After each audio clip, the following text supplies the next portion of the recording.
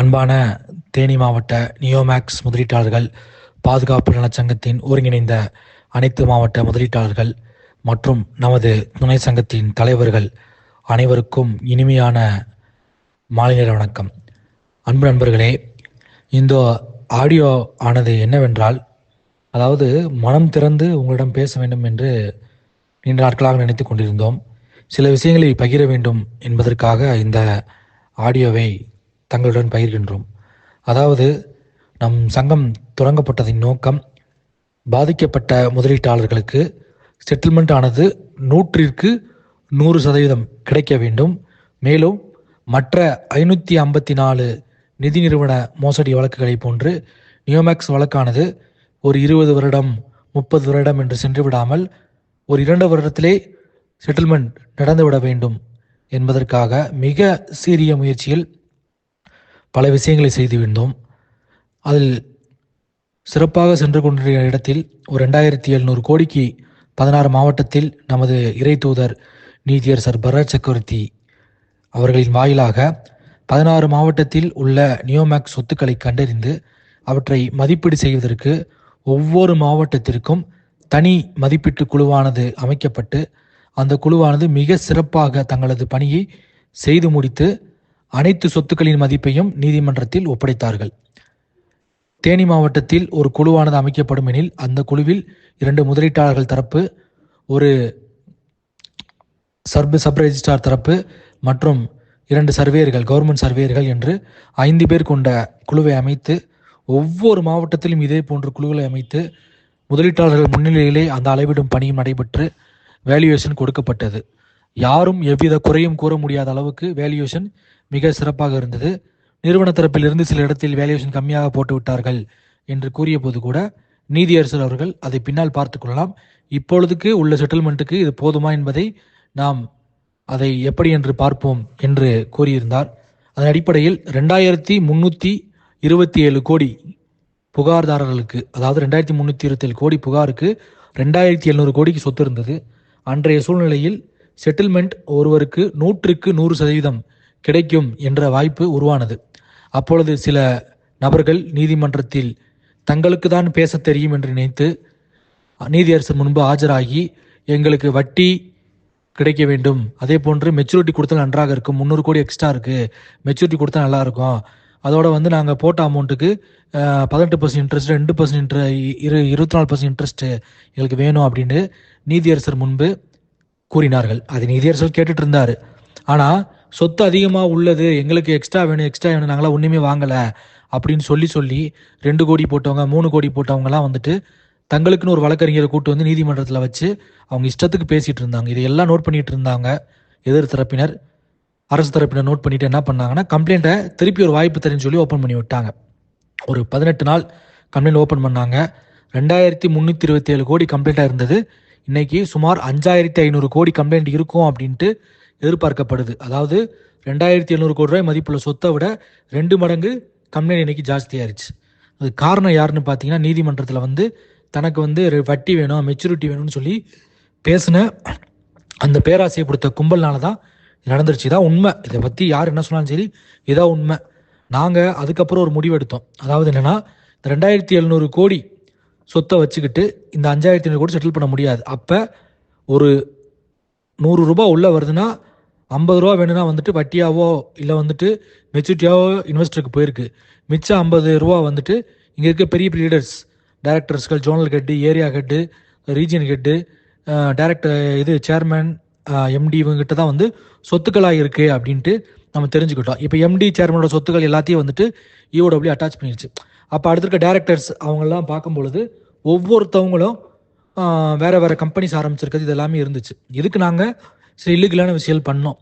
நாங்கள் ஒரு ஏஜென்சி மூலயமா ஹையர் பண்ணி அந்த ஏஜென்சிக்கு இது வரைக்கும் 4.5 லட்சம் ரூபா நாங்கள் கொடுத்துருக்கோம். அந்த ஏஜென்சி மூலயமா யாருக்கு எங்கெங்கே பினாமிஸ் ப்ராப்பர்ட்டிஸ் இருக்குது அப்படின்றத பூராமே நாங்கள் எடுத்து அதில் தான் நிறையா ப்ராப்பர்ட்டிஸை ஐடென்டிஃபை பண்ணி இப்போ அட்டாச்மெண்ட் பண்ணோம். இதில் குறிப்பாக சில இடத்துல டைரெக்டாக பேங்க்லேயே நாங்கள் பேசி இந்த ஆதார் நம்பரில் இருக்கவர் எவ்வளோ பணங்கள் டிரான்சாக்ஷன் பண்ணியிருக்காரு, இவர் பேர் வேறு கம்பெனிஸ் இருக்குன்னா அதை ஐடென்டிஃபை பண்ணி கொடுங்கன்னு சொல்லி கேட்டு பண்ணோம். அதுக்கான ஸ்க்ரீன்ஷாட்ஸில் தான் உங்களை ஷேர் பண்ணுறேன். ஏன்னா இது வரைக்கும் நம்ம என்ன பண்ணியிருக்கோன்னு மக்களுக்கு தெரியணும். ஒரு குறிப்பிட்ட அக்கௌண்ட்ல இருந்து, அதாவது நியோமேக்ஸ் அக்கௌண்ட்ல இருந்து எக்ஸ்ட்ரா வந்துட்டு வேற வேற பிரைவேட் அக்கௌண்ட்டுக்குலாம் வந்துட்டு அமௌண்ட் மாறி இருக்கு. அதை வச்சு அவங்க புது கம்பெனிஸ் ஆரம்பிச்சிருக்காங்க. இதை என்னால் கண்டுபிடிக்க முடிஞ்சுச்சு. ஏன்னா சில பேர் கேட்குறாங்க சந்தா வாங்கினாங்க என்ன பண்ணாங்கன்னு. சந்தா வாங்கின நாங்கள் இன்னைக்கு ஒவ்வொரு ஹியரிங்க்கும் நேரடியாக போய் ஆஜராகிறோம். நம்ம வக்கீல் போகிறாங்க, நம்ம அட்வொகேட் போகிறாங்க, ரஜினி மேம் போகிறாங்க. அவங்கள எக்ஸ்பென்சஸ் ஃபீஸ் எல்லாமே கொடுக்குறோம். அவங்க வந்து ரொம்ப ரொம்ப நல்ல டைப். நாங்கள் முதல் ஒரு வக்கீல் வச்சுருந்தோம், எம் அழகர்சாமின்னு சொல்லி, வாய்ஸ் ஆஃப்ல. அவர் 8.5 லட்ச ரூபா 8.5 லட்ச ரூபா எங்களை ஏமாத்தினார். கேஸ் போடுறேன், அது போடுறேன், இது போடுறேன்ட்டு எங்களை வாங்கி வாங்கி ஏமாற்றி அவர் செட்டில் ஆகிட்டார். டொயோட்டா ஹைப்ரைடர் கார் வாங்குறது என்ன, வீடு கட்டுறதுன்னு செட்டில் ஆகிட்டார். நாங்கள் ரோட்டில் நிற்கிறோம் இன்னைக்கு பணத்தில் இழந்துட்டு அவர் 8.5 லட்ச ரூபா ஆட்டையை போட்டு போயிட்டாரு. ஒரு கேஸும் போடல. அவர் போட்ட ஒரு கேஸ் கூட ஆஜர் கூட ஆக மாட்டார். நாங்கள் தான் போய் நின்றுட்டு வேஸ்ட் பண்ணிட்டு இருப்போம். ஈவன் தான் கோர்ட்டுக்குள்ளே வரவே முடியாதுன்னு சொன்னவர் தான் அவர். ஆனால் ரஜினி மேம் வந்த பிறகு தான் இந்த கேஸ் வந்து 29/4/2025 அப்புறம் வந்து கிட்டத்தட்ட 6 மாதத்தில் 16 மாவட்ட கமிட்டி அமைச்சதாக இருக்கட்டும், செட்டில்மெண்ட் பண்ணதாக இருக்கட்டும், எல்லாமே நடந்திருக்கு. ஈவன் தான் அழகர்சாமி அவர்கள் வந்துட்டு லாஸ்ட் ஹியரிங்கில் 300 கோடி வசூல் பண்ண ஒரு ரீஜன் ஹெட்டுக்காகவோ சென்ட்ரல் ஹெட்டுக்காகவும் அட்வொகேட்டுக்காக வந்து ஆஜரானார்.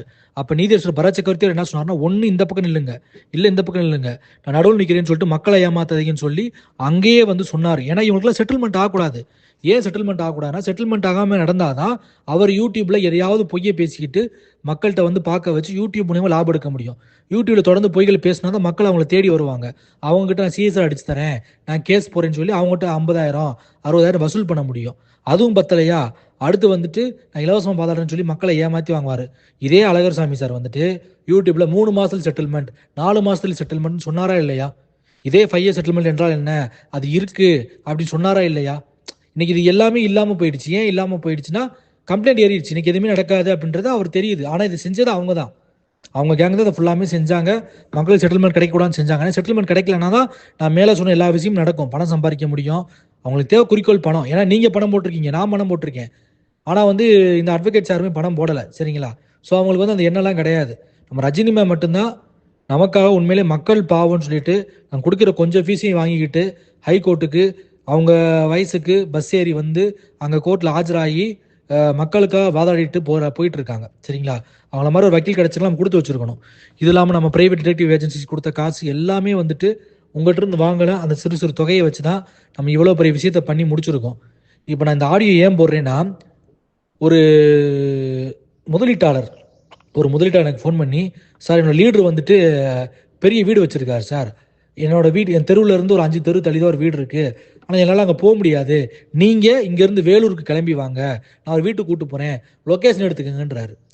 அதை பார்த்துங்க, அவர் வந்து கிட்டத்தட்ட அவர் போட்டிருக்க பணம் வந்து 68 லட்ச ரூபான்னு சொன்னார். 68 லட்ச ரூபா போட்ட நபர்னால 4 தெரு தள்ளி போய் இந்த லிங்கை கிளிக் பண்ணி லொக்கேஷன் எடுக்க முடியாது அப்படின்றாரு. இப்படி நினைச்சா எப்படி செட்டில்மெண்ட் நடக்கும்னு நினைக்கிறீங்க? ஒரு சின்ன கால்குலேஷன் சொல்கிறேன். 60,000 பேர் கம்ப்ளைண்ட் கொடுத்துருக்கான். இந்த 60,000 பேர் 30,000 பேர் கழிச்சு விட்டுருங்க, மிச்சம் 30,000 பேர் இருக்காங்க. இந்த 30,000 பேரில் வெறும் ஒரு மடங்கு 3,000 பேர், 3,000 நபர்கள் ஆளுக்கு 1 கோடி ரூபா சொத்து எடுத்தா 3,000 இன்ட்டு 1 கோடி ரூபாய் சேர்த்து 3,000 கோடி ஆச்சு. ஏற்கனவே நம்மகிட்ட இருக்க சொத்து 2,700 கோடி நியோமேக்ஸ் சொத்து. இது இல்லாமல் நம்ம அட்டாச் பண்ண சொத்து 300 கோடி சொத்து அட்டாச் பண்ணியிருக்கோம். ஸோ இந்த 3,000 கோடி ப்ளஸ் இந்த 3,000 கோடி சேர்த்து 6,000 கோடி ஆச்சு. மக்களுக்கு 1:1 செட்டில் நடக்குமா நடக்காத யோசிங்க. நடக்கும். ஆனால் இதை யார் செய்கிறாங்கன்னு கேட்டால் யாரும் செய்ய மாட்டோம். நாங்கள் செய்ய மாட்டோம், வீட்டில் உட்காந்துருப்போம். நாங்கள் எங்களுக்காக நீங்கள் போனால் செஞ்சுட்டு வாங்க அப்படின்னா, இப்போ எங்கள் டிஸ்ட்ரிக்டில் இருக்க லீடர்ஸோட சொத்துக்களை எடுத்து நாங்கள் அட்டாச் பண்ணுவோம்.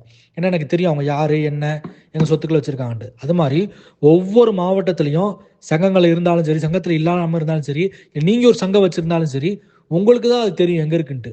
அப்போ நீங்கள் அதெல்லாம் எடுத்துகிட்டு வாங்க. நீங்கள் எந்த சங்கம் வச்சுருந்தாலும் சரி, இப்போ நீங்கள் நிலக்கோட்டை சங்கம் வச்சுருந்தாலும் சரி, இல்லை தேவக்கோட்டை சங்கம் வச்சுருந்தாலும் சரி, இல்லை வந்து திருநெல்வேலி சங்கம் வச்சுருந்தாலும் சரி, உங்கள் சங்கத்து மூலியமாக நீங்கள் எடுத்துகிற சொத்துக்களை தேனி சங்கமானது எவ்வித தொகையும் வாங்காமல் உங்கள் பேர்லேயே மெமோ போடுறதுக்கு தயாராக இருக்கும். நீங்கள் வரீங்க, ஒருத்தர் வந்து ரஜினிகாந்த்னு வராருன்னா, ரஜினிகாந்த் வந்து ஒரு 50 லட்சம் சொத்து எடுத்துகிட்டு வராருன்னா, ரஜினிகாந்தோட பேர்லேயே மெமோ போட்டு நீதிமன்றத்தில் வழங்க நாங்கள் தயார், சரிங்களா? இதே மாதிரி நாங்கள் ஏற்கனவே பண்ணியிருக்கோம். ஏன்னா சில பேர்லாம் ஆடியோ போடுறாங்க. என்ன போடுறாங்கன்னா, நான் டெல்லிக்கு போகிறோம், நீங்கள் வந்து எங்களுக்கு வந்து 50,000 கொடுங்க, 60,000 பேர் ஆளுக்கு 1 லட்ச ரூபா போட்டு விடுங்க, 60,000 பேர் ஆளுக்கு 20,000 போட்டு விடுங்கன்னு இருக்காங்க. அதாவது கேவியட் மனுனா என்னன்றதை அவங்க தெரிஞ்சுக்கணும். நம்ம யாரை பற்றி விமர்சனம் பண்ணுறதுக்கு இல்லை, நான் பேரும் சொல்லலை, இது வந்து ஒரு ஜென்ரலாக சொல்கிறேன். கேவியட் மனு போட போகிறேன்னு சொல்லி ஒருத்தர் போட்டிருக்காரு. அந்த கேவியட் மனு போடணும்னா அதுக்கு வந்து நீங்கள் ஆளுக்கு 20,000 10,000 கொடுக்கணும்னு சொல்கிறாரு. கேவியட் மனுன்றது ஒரு தீர்ப்பானது யாருக்கு சாதகமாக வருகிறதோ அந்த சாதகமான தீர்ப்பை எடுத்துக்கொண்டு அதற்கு அடுத்தபடி உள்ள நீதிமன்றம், உதாரணத்துக்கு டிஸ்ட்ரிக்ட் கோர்ட்ல இருந்துச்சுன்னா நீங்கள் ஹைகோர்ட்டில் போகலாம். ஹைகோர்ட்டில் உங்களுக்கு தீர்ப்பாக இருந்துச்சுன்னா நீங்கள் சுப்ரீம் கோர்ட்டில் போகலாம். சுப்ரீம் கோர்ட்டில் போய் அந்த தீர்ப்பை போட்டு, இந்த தீர்ப்பானது எனக்கு வந்திருக்கு, இந்த தீர்ப்பை எதிர்த்து யாராவது மேல்முறையீடு பண்ணாங்கன்னா அதை என்னோட நாலேஜ் இல்லாமல் நீங்கள் விசாரிக்க கூடாது அப்படின்றதுக்காக தான் அந்த கேவியட் மனுன்னு ஒன்று போடுவாங்க. ஆனால் இங்கே ஹைகோர்ட்டில் பரத் சக்கரவர்த்தி சார் இன்னும் தீர்ப்பே சொல்லலை, செட்டில்மெண்ட் எப்படி நடக்கும்னே சொல்லலை. அதுக்குள்ளேயும் கேவியட் மனு போட போறேன்னு சொல்லி பொய் சொல்லிக்கிட்டு மக்கள்கிட்ட வசூல் பண்ணிக்கிட்டு, எனக்கே கால் வந்துச்சுன்னா பாருங்க, யாருக்கு கால் பண்றோன்னு தெரியாம ஒரு அம்மா எனக்கே கால் பண்ணுது. கால் பண்ணி, தம்பி நீங்க நல்லா பேசுறீங்க, உங்க நம்பர் எனக்கு ஃப்ரெண்டு கொடுத்தாரு, நான் இந்த மாதிரி சிவாஜி கணேசன் குரூப்ல இருக்கேன், சிவகாசி ராமமூர்த்தி குரூப்ல இருக்கேன், நாங்க இந்த மாதிரி கேவிட் பண்ண போட போறோம், ஒரு ஆளுக்கு 20,000 கொடுக்கணும், நீங்க கொடுக்குறீங்களான்னு என்கிட்ட ஃபோன் பண்ணி கேட்குறாங்க. அவங்களுக்கு எந்த ஒரு நாலேஜும் தெரியல. நான் திருப்பி கேட்குறேன், எங்க கேவிட் பண்ணணும்னா இப்படிலாம் இருக்குங்க, இது தெரியுமான்னு கேட்டால் அதெல்லாம் சார் பார்த்துப்பாரு, நமக்கு தான் வட்டி மெச்சூரிட்டி தான் வேணும், நீங்க எங்கூட சேருங்க, வட்டி மெச்சூரிட்டி உங்களுக்கு வாங்கி கொடுத்துருவாருன்றாங்க. ஏங்க சொத்தே 2,700 கோடிக்கு தான் இருக்கு, இன்னும் நம்ம 3,000 கோடி சொத்தை அட்டாச் பண்ணோம். இவ்வளோ காசு இறைச்சி என்னால் 300 கோடி தான் கண்டுபிடிக்க முடியுது. ஒவ்வொருத்தரும் 1 கோடி சொத்து எடுத்து கொடுத்தா தான் 6,000 கோடி சொத்து கிடைக்கும். இது கிடைச்சா கூட நம்ம உயிரோடு இருக்கும்போது வாங்குறதுக்கு என்ன வழின்னு பேசிட்டு இருக்கோம். இந்த சுப்ரீம் கோர்ட்லாம் போயிட்டீங்கன்னா, சுப்ரீம் கோர்ட்ல என்ன கேஸ் இது வரைக்கும் முடிஞ்சிருக்கு நினைக்கிறீங்க? சுப்ரீம் கோர்ட்ல எந்த கேஸுக்கு இது வரைக்கும் ஆஜராகி தீர்ப்பு கிடைச்சிட்டு நினைக்கிறீங்க? ஹைகோர்ட்லேயே தீர்ப்பு வாங்க முடியல. அவங்க சொல்ற அதே நபர் இடைக்கால நிவாரணம் வாங்கி தரேன்னு சொல்லிட்டு ஒவ்வொரு காலத்தையும் 15,000 20,000 வசூல் பண்ணாரு. இன்னைக்கு வரைக்கும் அந்த காசு என்ன பண்ணாருன்னு கேளுங்க, தெரியாது. இடைக்கால நிவாரணம் வாங்கி கொடுத்தாரா? கிடையாது. அதே நபர் 250 பேருக்கு பெயில் கேன்சல் பண்ண போறேன்ட்டு ஒவ்வொரு ஆள்கிட்டையும் 50,000 60,000 வசூல் பண்ணாரு. 250 பேர்ட்டு 50,000 வாங்கியிருக்காரு. 250 பேர்ட்டு 50,000 எத்தனை கோடின்னு பாருங்க. அவங்களுக்குலாம் பெயில் கேன்சல் வாங்கி கொடுத்துட்டாரா? கிடையாது. ஆனா அதே நபர் இந்த ஏலத்துக்கு கொடுக்கும்போது கார் ஏலத்துக்கு வராரு, நகை ஏலத்துக்கு வராரு, சில்வர் எடுத்துட்டோம்னா அதுக்கும் வராரு, லாரி எடுக்குமா அதுக்கும் வராரு. அப்ப அதுக்கு எங்க இருந்து காசு வந்துச்சு? அவரே சொல்றாரு, நான் பாவம் எனக்கு சோத்துக்கு வழியெல்லாம் கஷ்டப்பட்டு இருக்கேன்றாரு. அப்படி இருக்கும்பொழுது இவ்வளவு காசு எங்க இருந்து வந்துச்சு? உங்களை ஏமாற்றி, அதாவது இது ஒரு கேங்கு, அட்வொகேட்டா இருந்து ஒருத்தன் கொள்ளையடிச்சுக்கிட்டு இருக்காங்கன்னா அது ஒரு கேங்கு.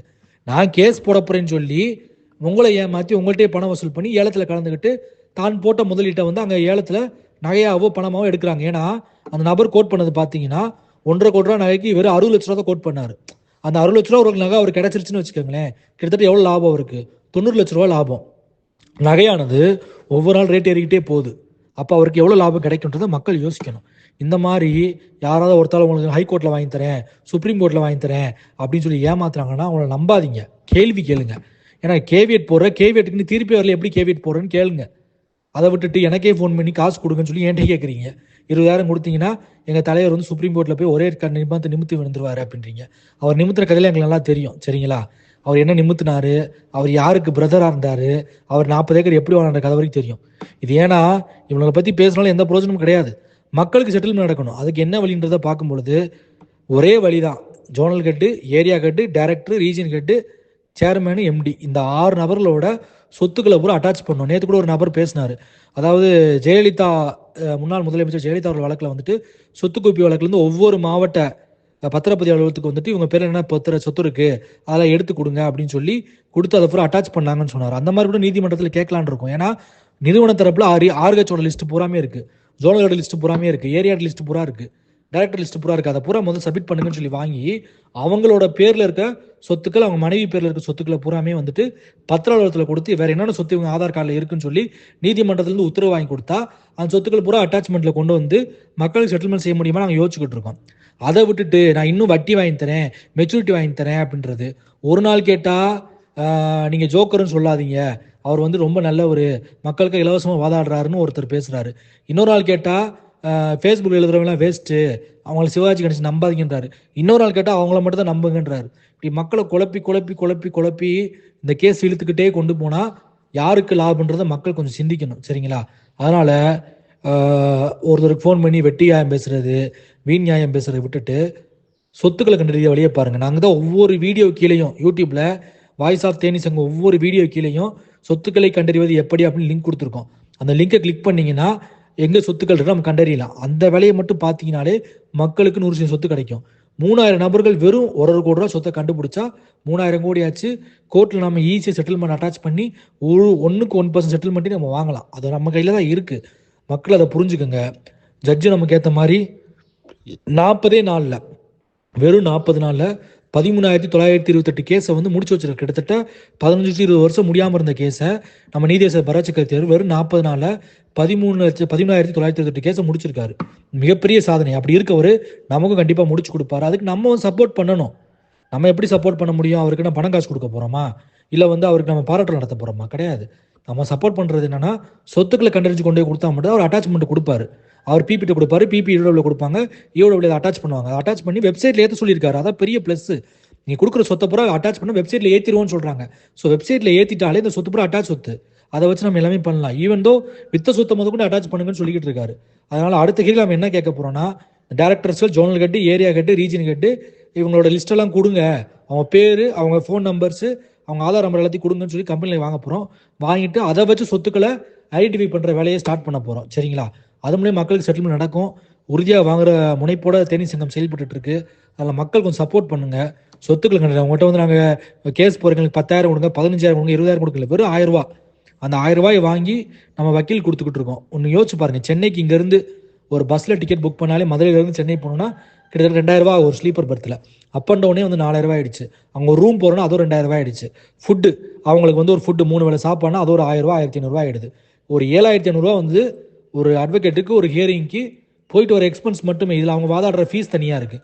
இதெல்லாம் நம்ம கொடுக்குறோம். ஒவ்வொருத்தாளுக்கு 1 லட்சம் 2 லட்சம் நம்ம கொடுக்கல. நம்மக்கிட்ட அவங்க வந்து குறைந்த அளவில் ஃபீஸ் வாங்கிட்டு நமக்காக போராடுறாங்க. அப்படிப்பட்ட அட்வொகேட்டுக்கு நம்ம வந்து எல்லாருமே வந்துட்டு வாழ்நாள் முழுவதும் நன்றி கடன் செலுத்தணும். ஏன்னா இது இவ்வளோ தூரம் நடந்து வந்த காரணமே திருமதி ரஜினி மேம் மட்டும்தான். அதனால் மக்கள் வந்து இந்த பொய்யான அட்வொகேட்ஸ்லாம் நம்பாமல் அவங்ககிட்ட போய் காசை கொடுத்து ஏமாறாமல் கொஞ்சம் தெளிவாக இருங்க. விரைவில் நமக்கு செட்டில்மெண்ட் நடக்கணும்னா சொத்துக்களை கண்டறியணும். அதுக்கான வேலையை மட்டும் மக்கள் தொடர்ந்து செய்யுங்க. எந்த டவுட்ஸ்னாலும் கூப்பிடுங்க. சொத்துக்களை கண்டறியக்கான வழியை கொண்டு வாங்க. உறுதியாக செட்டில்மெண்ட் நடக்கும். மேற்கொண்டு நம்ம சங்கத்தில் வந்துட்டு நிறைய பேர் கால் பண்ணி, சார் நான் சங்கத்தில் சேர்ந்துக்கிறோம், சங்கத்தில் இல்லைன்றீங்க. அப்படி சங்கத்தில் சேர விருப்பம் இருந்துச்சுன்னா சங்கத்தோட அக்கௌண்ட் நம்பர் எல்லாமே வந்து நாங்கள் போட்டிருக்கோம். அந்த அக்கௌண்ட் நம்பருக்கு நீங்கள் உங்கள் ஜிபேல இருந்தோ இல்லை வந்து உங்களோட பேங்க்ல இருந்தோ இல்லை போய் டைரெக்டாக பேங்க்ல போய் நீங்கள் 1000 rupees பே பண்ணிவிட்டு அந்த சங்கத்தோட கான்டாக்ட் நம்பருக்கு நீங்கள் அனுப்பிச்சிங்கன்னா உங்கள் ரசீதுகளை பெற்றுக்கொள்ளுங்க. ரசீது இல்லாமல் கொடுக்காதீங்க, ரசீதை வாங்கிக்கோங்க. அந்த ரசீதை வாங்கி வச்சுக்கோங்க. அடுத்து திருச்சி நடைபெற அந்த மாநாட்டிற்கு நீங்கள் வரும்பொழுது உங்கள் ரசீதோடையும் சொத்துக்கள், உங்கள் லீடர்ஸோட சொத்துக்களையும் கண்டுபிடிச்சு கொண்டு வாங்க. இதுதான் வந்து நம்மளை காப்பாற்றும். அதை விட்டுட்டு நம்ம அவனை குறை சொல்லி இவனை குறை சொல்லி இல்லை அவன்கிட்ட வந்து 10,000 20,000 கொடுத்து இல்லை சுப்ரீம் கோர்ட் பணம் வாங்கி கொடுத்துருவா நம்புறதெல்லாம் முட்டாள்தனம் என்பதை மக்கள் புரிந்து கொள்ளணும். விரைவில் நேரில் சந்திக்க போகிறோம். 5ஆம் தேதி ஹியரிங்க்கு அப்புறம் என்னன்றது நம்ம யூடியூப் சேனலில் அப்டேட் பண்ணுவோம். எனவே மறக்காமல் நம்ம யூடியூப் சேனலை மக்கள் அப்டேட் செய்து கொள்ளுமாறு அன்போடு சப்ஸ்கிரைப் பண்ணிக்கோங்க. அதுதான் உங்களுக்கு தொடர்ந்து அப்டேட்ஸ் வரும். நிறைய பேர் கால் பண்ணி சார் அப்டேட் என்னன்னு கேட்குறீங்க. நம்ம யூடியூப்பில் தெளிவாக எல்லா அப்டேட்ஸும் போடுறோம். கிட்டத்தட்ட 6,000 பேர் ஒரு யூடியூப்பில் நம்ம வீடியோவை பார்க்குறாங்க. அந்த 6,000 பேரில் வந்துட்டு நீங்களும் ஒரு ஆள் இருக்கணும்னா நீங்கள் சப்ஸ்கிரைப் பண்ணால் அந்த விஷயங்கள் நீங்கள் தெரிஞ்சுக்க முடியும். அதனால் நம்ம யூடியூப் சேனலை சப்ஸ்கிரைப் பண்ணுங்கள். நம்ம சங்கத்தில் சேர்ந்து விரும்புகிறவங்க சங்கத்தோட அக்கௌண்ட் நம்பரில் 1000 rupees போட்டுட்டு நீங்கள் ரசீதை வாங்கிக்கோங்க. மேற்கொண்ட தகவலுக்கு 5ஆம் தேதி ஹியரிங்க்கு அப்புறம் நம்ம யூடியூப் சேனலில் நம்ம தகவலை தெரிவிப்போம். நன்றி, வணக்கம்.